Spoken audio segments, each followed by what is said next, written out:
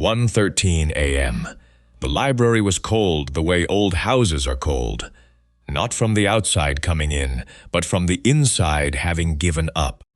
Marin Vale stood at the north wall, with the eraser end of her pencil and tapped. She had been tapping walls for 20 minutes. The hollow knock of empty space, the flat return of stone. The difference between a structure that was what it claimed to be and one that was not. Roman Caruso stood behind her with the particular stillness of a man who had run out of patience 2 minutes ago and was managing it. Nico Savary said, "We hired an architect, not a ghost hunter." Marin did not look at him. Then someone should explain why this wall is breathing. She held up her hand. The candle flame on the side table bent, not toward the draft from the door behind them, but toward the wall. Toward a crack so fine it was barely visible in the stone joint, level with her shoulder. Roman said, "What does that mean? The blueprint shows exterior stone on the other side of this wall." She set her palm flat against the surface. "But exterior stone is 4 feet from here. I measured the facade this afternoon." She looked at him. "There is a space between this wall and the outside of this house that does not appear on any plan I have been given." Nico said, "Old construction, thermal buffer, nothing unusual. A thermal buffer does not need a ventilation feed." She pointed to a hairline seam at the base of the wall, too regular to be a crack, too deliberate to be settling. "That is an air intake." She pulled an inspection camera from her kit, a flexible fiber line, the kind used for checking inside wall cavities when you needed to know what was there before you opened anything. She fed it through the vent seam. The screen on her camera showed the inside of the space. A room, not a void, not a dead corridor. A room with a table and a chair, and a lamp with no bulb, and a stack of cardboard boxes, and a camera mounted in the upper corner, facing inward, and on the back wall, written in marker large enough to read on a 2-inch screen, "He did not die alone." Roman took the camera from her hand. He stared at the screen. Marin said, carefully, "Mr. Caruso, this room was built before your father died. Cut to 5 days earlier. The Caruso Lake estate was beautiful, the way a locked room is beautiful, composed, still, and impossible to fully trust. Marin had driven up alone, because that was how she worked. First look without anyone explaining what she was supposed to see. She got out of the car and stood in front of the main facade for 3 minutes without moving. She adjusted the strap of her survey bag across her full figure, then lifted her chin toward the house as if it had already challenged her. The proportions were wrong.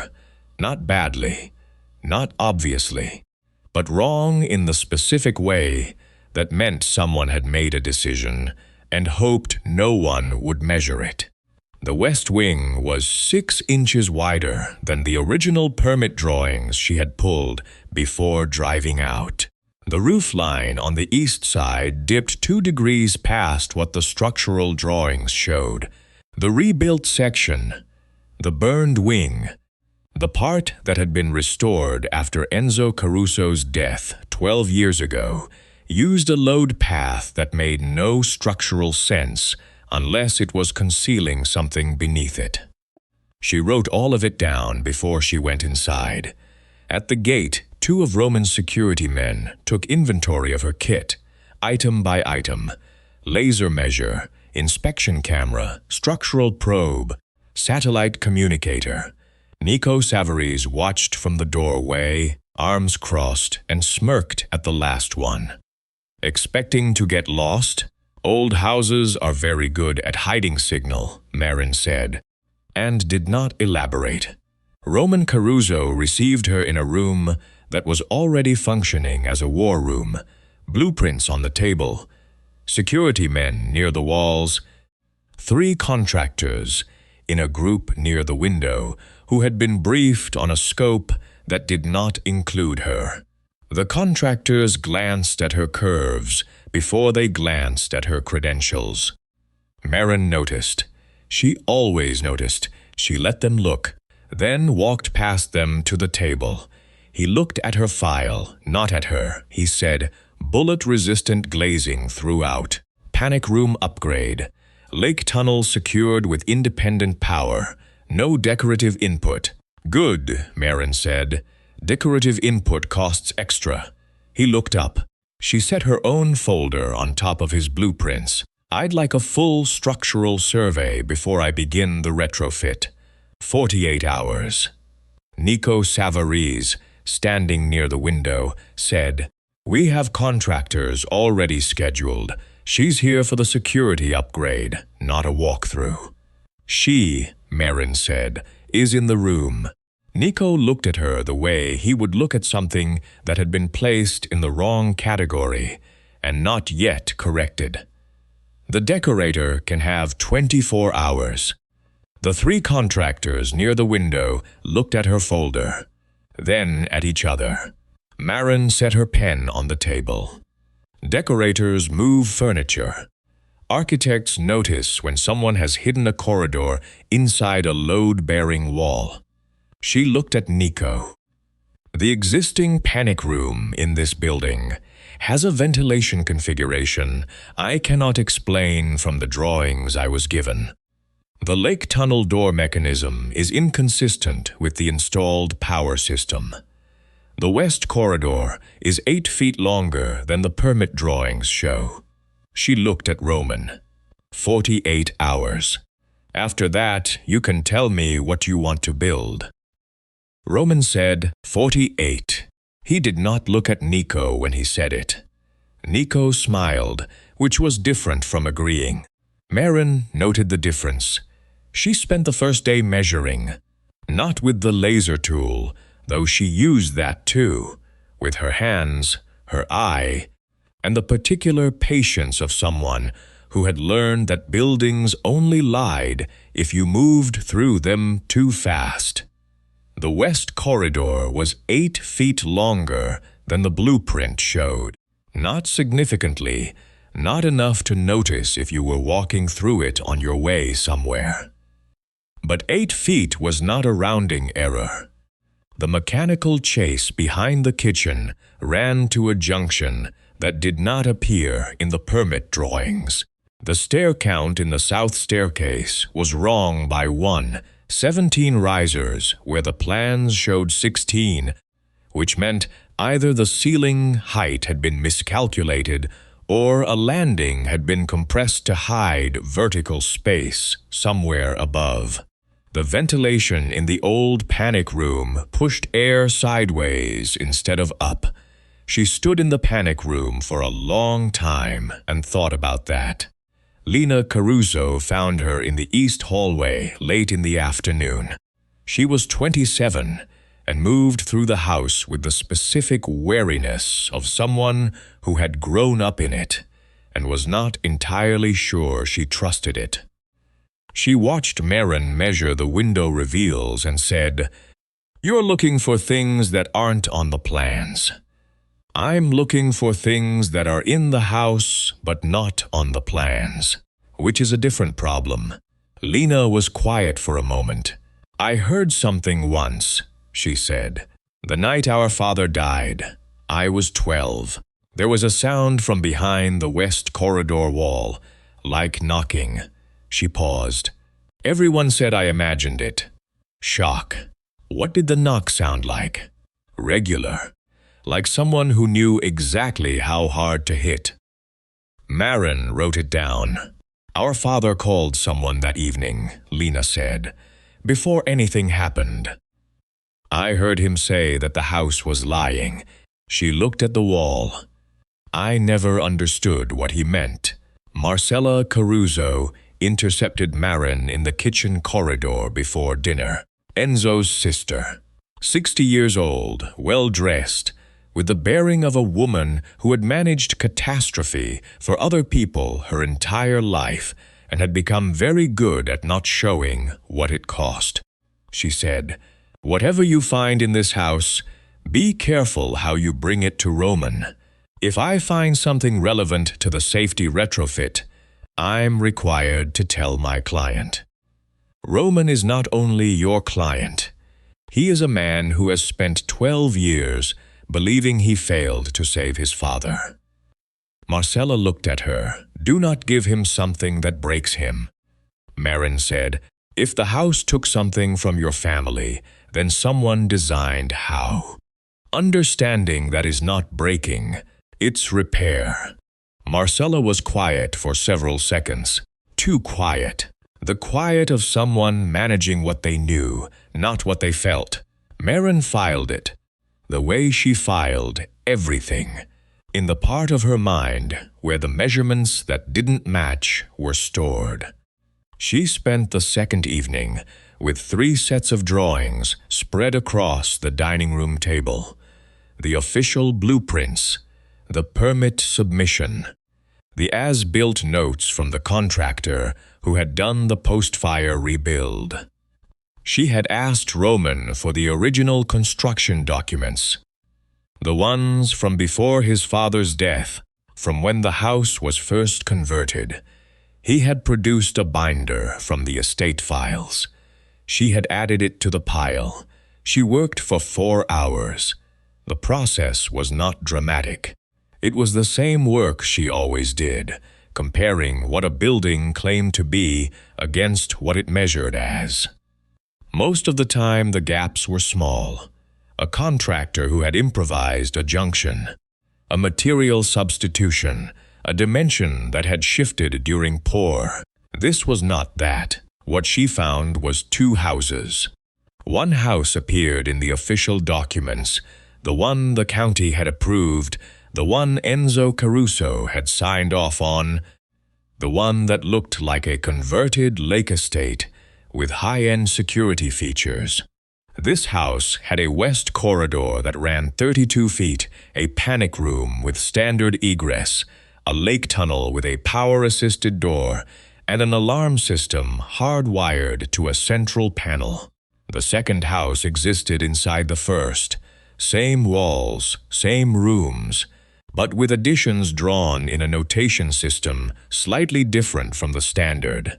A shift in symbol scale, a different convention for mechanical clearance, and marked at irregular intervals with a small equilateral triangle 3 millimeters across that appeared in the mechanical notes, the door schedule, and the ventilation plan. Not a standard drafting symbol, a personal one. A signature hidden in the technical language that only the person who used it would recognize. She had seen architects do this before. It was not always sinister. Sometimes it was pride. Sometimes it was a way of signing work that would never carry your name in public. Sometimes it was something else. She pulled the stamp block from the original construction permit. Elias Vorn, license number, jurisdictional endorsement, date. She searched the name. Prominent 15 years ago, safe house design for private clients. 2 references in trade publications that described him as precise, discreet, expensive. Then, 12 years ago, nothing. License lapsed, firm dissolved, no forwarding information on file. She wrote the name at the top of her notes and drew a line under it. She brought the drawings to Roman the next morning and walked him through the overlay. Official plan on top, Vorn's second system underneath, the places where they diverged marked in red. He was quiet through most of it. "Elias Vorn designed this house," he said when she finished. "My father trusted him." "How long after construction finished did your father die?" 8 months. "And Vorn, when did he leave? Within the year." "Retired, we were told. Left the country." Marin looked at the west corridor deviation. 8 feet. A number that had no legitimate structural explanation. A number that was exactly wide enough for a passage behind a wall. The second system creates access routes the first doesn't show, she said.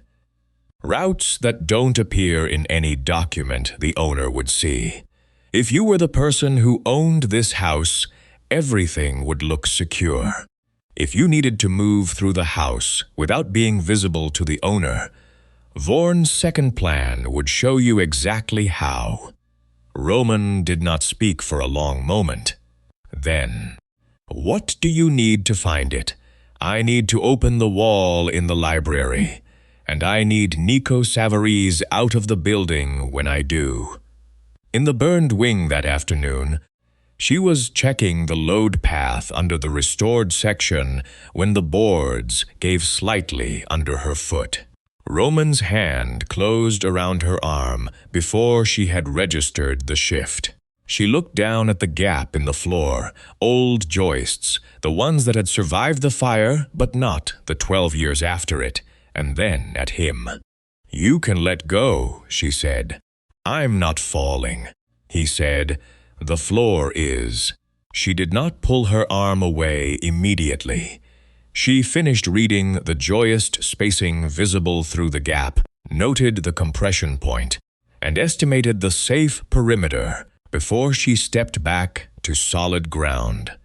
She registered, at the edge of her attention, that his grip had been precise rather than reflexive. The grip of someone who had calculated the weight and adjusted. She made a note about the load path. She did not mention the grip. The hidden room was accessed through the library wall, not with force.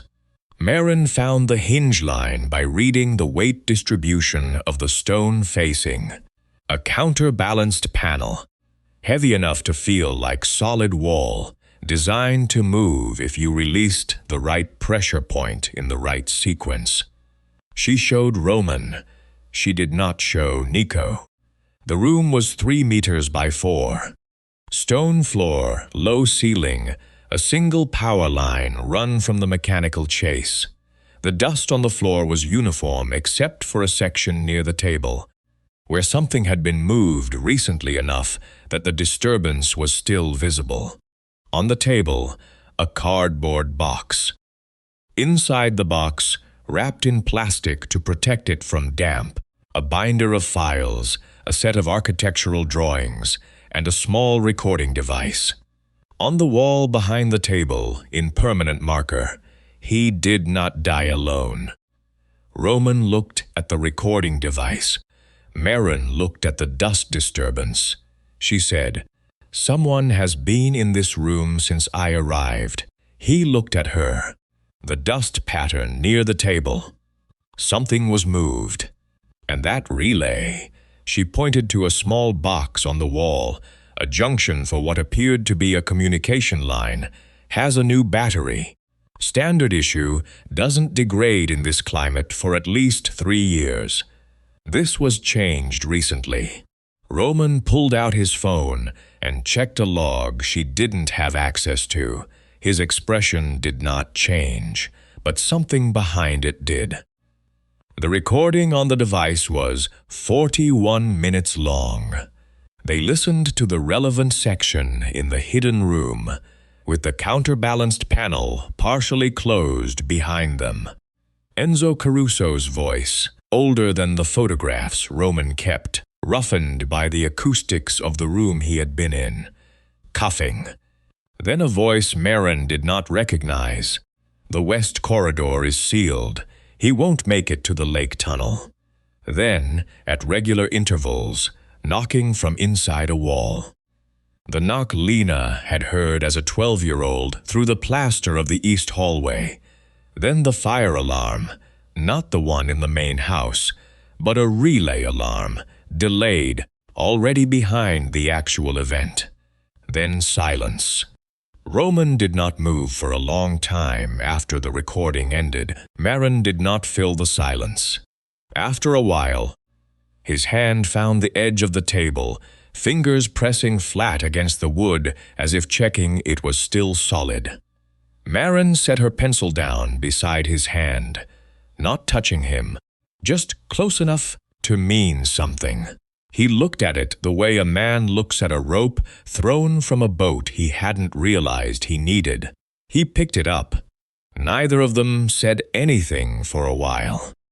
She looked at the architectural drawings in the binder and let him be still.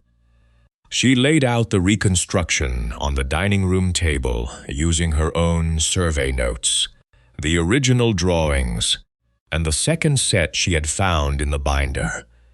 She walked through it without editorializing.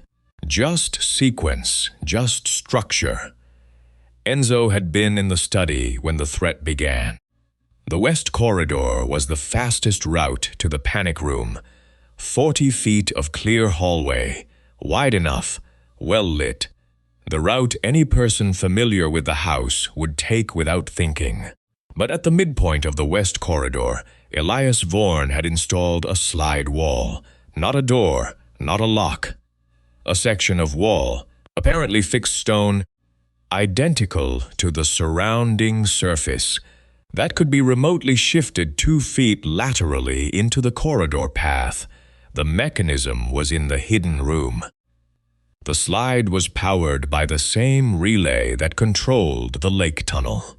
If someone in the hidden room activated the relay, the west corridor became a dead end at the midpoint. Enzo would have hit it at a run. The ventilation in the panic room had been modified at the junction behind the mechanical chase. Standard configuration drew fresh air from outside through a dedicated intake. Vorn's modification had added a switching valve, in normal operation, invisible and inactive. Under remote command, it reversed the flow, drawing air from the corridor rather than from outside. In a fire, it would draw smoke. The lake tunnel door was on the same power relay. Cut power to the relay, and the tunnel door would not open from inside. Emergency manual override required a tool that was stored in the main panic room, which, by that point in the sequence, would be inaccessible. The alarm system ran through the communication relay in the hidden room before transmitting to external contacts.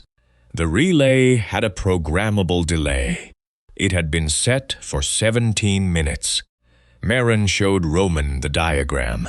The sequence mapped out in her shorthand, each step connected to the next, each connection labeled with the system name and the document reference that confirmed it. She pointed to the last item, the alarm delay. She said, "Your father's call for help left 17 minutes after the systems activated. You received it 17 minutes late. You arrived 17 minutes after he was already gone." Roman's voice was level. "I know. You were not late," she said. "The house sent you a message that arrived 17 minutes late. Those are not the same thing." He stared at the number on her diagram. She had seen people receive information that reorganized 12 years of self-understanding. She had seen it happen to clients, to contractors, to people who had built their professional identities on an error they hadn't known they were making. It always looked the same from the outside, a stillness that was not calm, a face that was processing faster than it was showing. She waited. After a long time, he said, "I want to find Elias Vorn. I know. I want to. I know what you want to do." She did not soften it. If you burn what's in that room before it's documented, you destroy the only witness to your father's death that never learned how to lie. She looked at him steadily. "Let me finish reading the house." He was quiet for a moment. Then, "What do you need?" 2 more days, and Nico Savariz's badge log from the past 2 weeks. She brought him the badge log quietly. Nico's security access record showed a ping to the hidden room's sector 48 hours before she had found the wall. Not after, before. Before she had disclosed the location of the room to anyone. She showed it to Roman without explanation. He looked at it. He said he was checking the structure after I mentioned the wall anomaly. The timestamp is 2 days before I mentioned the wall anomaly to anyone. The silence that followed was the kind that had weight. Roman said, "Keep working. Don't tell him what you know." Nico moved at 9:15 that evening. Marin was in the mechanical room checking the ventilation junction when the house shifted around her. Not physically, but in the specific way a house shifts when the people inside it begin doing things they were not doing before. She heard the shutters engage, the heavy steel kind, motorized, designed to close in sequence from west to east to prevent anyone from identifying the trigger point. The lake tunnel indicator on the panel beside her went dark. Her phone showed no signal. She looked at the panel. Read it the way she read blueprints. Not for what it said, but for what it implied. Exterior shutters. Locked. West corridor. Access restricted. Panic room power. Off. Communications. Rerouted through internal relay. She knew what the relay was. She had found it in the hidden room. She had documented it. She also knew something Nico did not. She had been in this house for 5 days. She had opened every wall cavity, measured every ceiling void, and mapped every route that was not on the official plans. And she had made changes, small ones, a temporary support repositioned, a route marker altered, a junction she had left disconnected at the end of a day and not mentioned in her site notes. She had not done it to trap anyone. She had done it because that was what a thorough survey required. Temporary modifications to test load responses, documented in her own notes, reversed at the end of each day. Except for the ones she had not reversed when Nico's badge log had shown up with the wrong timestamp. She had left those in place.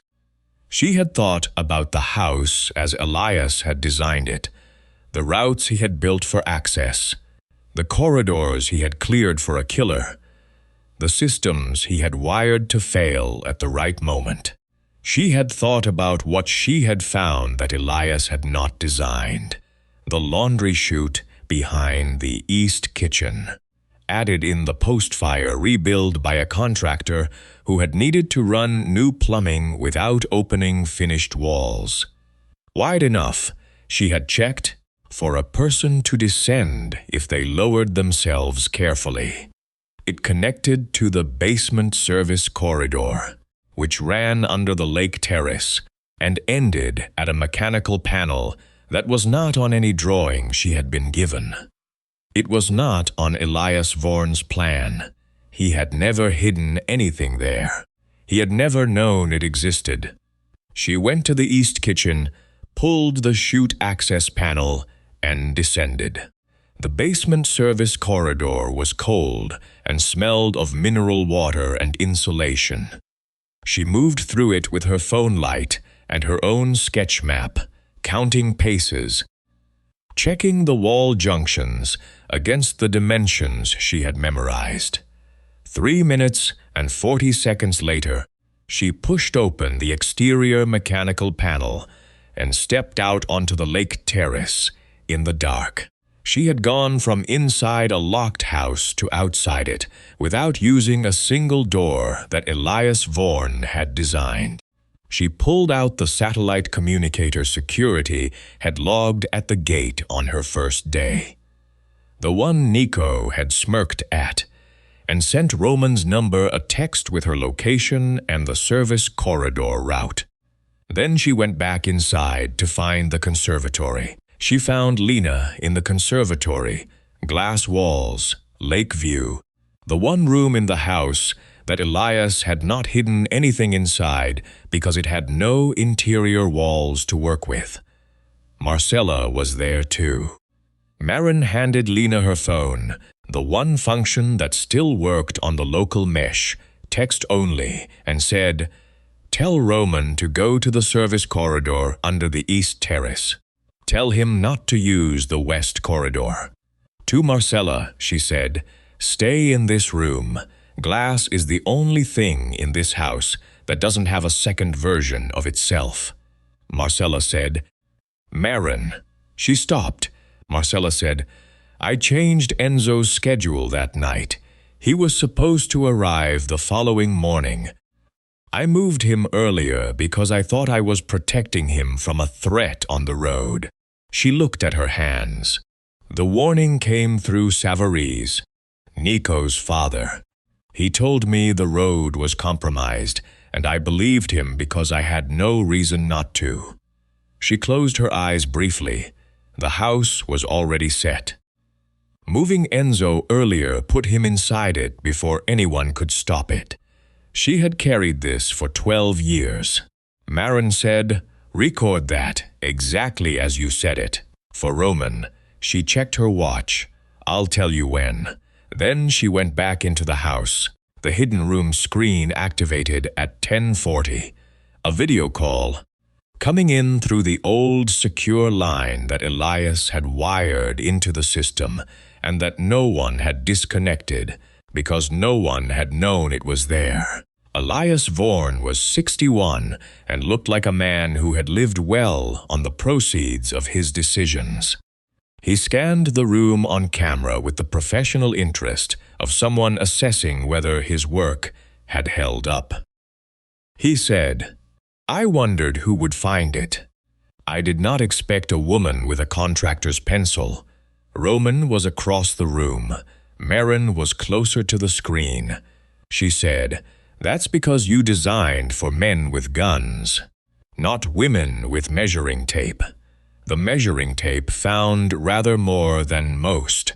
The measuring tape found everything, including the relay you used to delay the alarm. She watched his expression. "You built a record room. You kept evidence of who hired you. That's why the room exists, not sentimentality." Insurance, a pause. "Nico is upstairs." Elias said, "Following the route I told him about, the one that bypasses the locked sections." "He is following the route I told him about," Maren said, "which is not the same route.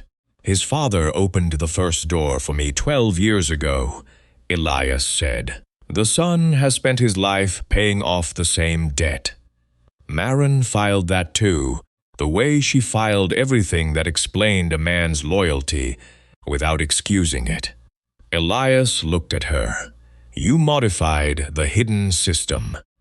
I modified a temporary support in the service void and marked the correct route with the wrong notation. He's navigating your blueprint, which I annotated incorrectly. In a house that has had 12 years of changes, your blueprint doesn't show." She looked at the screen.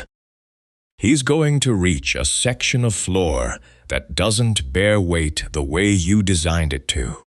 He won't fall through, but he won't be going anywhere quickly." She had spent 2 days surveying this house. She had not spent them decorating. She said, "Tell me who hired you, or the record in this room goes to the authorities along with the communication log of this call." "You think documentation makes truth safe?" Elias said. "Documentation is only useful if the people reading it live long enough to use it. Then it's fortunate. I already sent 3 copies before you called." Elias was quiet for a moment, the kind of quiet that came from a man recalculating, not surrendering. He did not give her the name outright. Men like Elias rarely did. But when she said a name, a guess, the largest rival family Enzo had ever crossed, he corrected her instead of confirming her, and the correction told her more than a confession would have. She wrote down what he had not meant to say. Roman reached the service corridor 6 minutes after Marin's text. He found Nico 3 rooms over, stopped at a floor section that had given enough to make him cautious, unable to go forward, and unwilling to go back to the locked systems behind him. Nico's hand moved toward the relay switch bolted to the junction box beside him, the one that could still reroute power if he reached it before anyone stopped him. Marin's voice came through the local mesh, relayed off Lena's phone. Do not let him reach the panel. The floor under the window is false. Make him move first. Roman did not move. Nico took 1 step toward the relay. The floor answered before Roman did, a low wooden groan that froze every man in the corridor. For once, the house was not protecting the man who had betrayed it. It was holding him in place. The conversation was brief. Roman did not raise his voice. He said, "The house already caught you. I'm just closing the door." 1 month later, the Caruso Lake estate no longer had hidden rooms. It had documented rooms, which was a different thing entirely.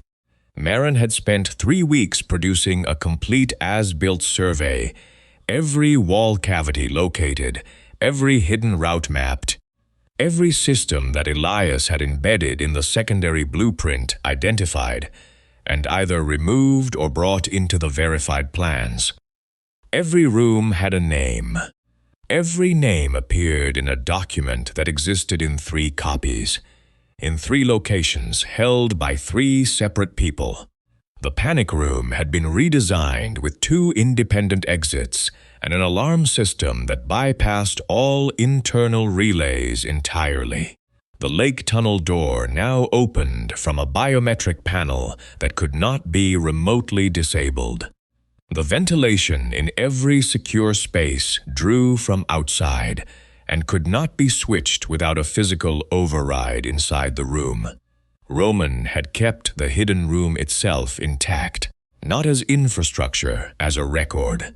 The table, the binder, the recording device, the files, all of it preserved and catalogued, with the security footage Elias had collected there, extracted, verified, and in the hands of a lawyer whose retainer Roman had paid before the sun came up the morning after Nico's arrest. The message on the wall, "Hey did not D alone," had been photographed and preserved. Roman had not painted over it. He had spoken to Marcella 3 days after the estate lockdown. He listened to the recording Marin had asked her to make. He did not speak during it. When it finished, he sat with it for a long time. Then he said, "You don't get to protect me by deciding what I'm allowed to know." Marcella said, "I know. You made a decision that night that you had no right to make alone. I know." He was quiet for a moment. "I'm not ready to forgive it," he said. "But I understand that you did not design what happened." Marcella nodded once. She did not ask for more than that. Marin was in the library when Roman came in. Not the hidden room, the library itself, bookshelves, afternoon light through the windows. The north wall, now solid stone, all the way through because the panel had been removed and the void behind it filled. She was making final notes on the as-built drawings. He set a document on the desk beside her. The title block of the revised plans, marked up and ready for filing. In the lead architect field, Marin Vale, AIA, not a firm, not a consultant designation, her name, her license number. She looked at it for a moment. "Will you build it?" he said. She said, "The house or the trust?" He looked at her, at the woman who had spent 5 days reading a building that had kept its secrets for 12 years, who had navigated a locked house in the dark, using notes she had made herself, who had turned an architect's blueprint against the architect who drew it. Both, he said, if you'll let me stay out of your way. She almost smiled. He said, dinner? Ask like you're not giving an order. A pause. Would you have dinner with me, Marin? She looked at the title block, her name in the field where, at her last firm, another person's name had always been. She said, only if you promise never to call a wall just a wall again. He said, I wouldn't dare. Enzo Caruso had died in a house designed to betray him. Roman spent 12 years believing he had failed to reach his father in time. Marin Vale taught him that buildings remember what men try to erase. Every wall, every vent, every locked corridor had been waiting for someone who knew how to listen to space. And when she finally did, the safest house in the Caruso Empire told the truth. If you found a room hidden inside a house that was supposed to protect someone, would you open it, even if the truth could destroy the family that hired you? Tell me in the comments, when did you first realize the safe house had been designed to kill Enzo Caruso? Subscribe to Underworld Desire for more stories about underestimated women who uncover the secrets powerful men built their empires to hide.